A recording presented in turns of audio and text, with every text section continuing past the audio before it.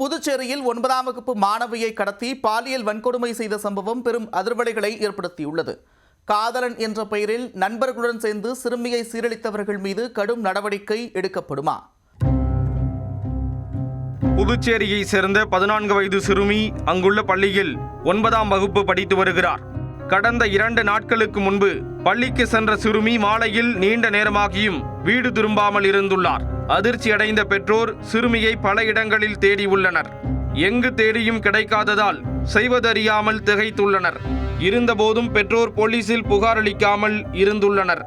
இந்நிலையில் பாகூர் பகுதியில் இருந்த சிறுமியை பெற்றோர் மீட்டுள்ளனர். திடீரென காணாமல் போனதுடன் தனக்கு நேர்ந்த கொடூரத்தை சிறுமி கூறியதும் அவர்கள் அதிர்ச்சியில் உறைந்து போயுள்ளனர். பின்னர் சிறுமிக்கு நேர்ந்த கொடூரம் குறித்து பாகூர் காவல் நிலையத்தில் புகார் அளிக்கப்பட்டது. அதில் 17 வயது சிறுவன் மாணவியை காதலித்து வந்ததாக கூறப்படுகிறது. அவரின் உள்நோக்கம் தெரியாமலும் சிறுமியும் அவருடன் பழகி வந்துள்ளார். இந்த நிலையில் சம்பவத்தன்று அந்த சிறுவன் பாகூர் பகுதியில் வாடகைக்கு எடுத்த வீட்டிற்கு அழைத்து சென்றுள்ளார். அங்கு காதலன் மட்டும் இன்றி மேலும் 3 பேர் இருந்துள்ளனர். அதை கண்டதும் சிறுமி அதிர்ச்சி அடைந்துள்ளார். அப்போது சிறுமியை மிரட்டி அவர்கள் கூட்டு பாலியல் வன்கொடுமை செய்ததாக குற்றம் சாட்டப்பட்டுள்ளது.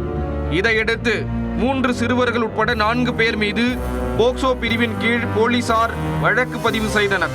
தொடர்ந்து காதலன் என்ற போர்வையில் மாணவியை ஏமாற்றிய 17 வயது சிறுவன் மற்றும் தனியார் நிறுவனத்தில் பணியாற்றி வரும் 18 வயதான ஆகாஷ் ஆகிய இருவரை போலீசார் கைது செய்தனர்.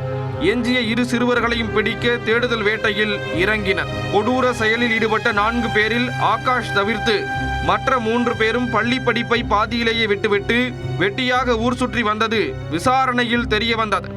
9ஆம் வகுப்பு மாணவியை காதலிப்பதாக நாடகமாடி அவரை கடத்தி சென்ற 17 வயது சிறுவன் தனது நண்பர்களுடன் சேர்ந்து கூட்டு பாலியல் வன்கொடுமை செய்தது புதுச்சேரியில் பெரும் அதிர்வலையை ஏற்படுத்தியுள்ளது.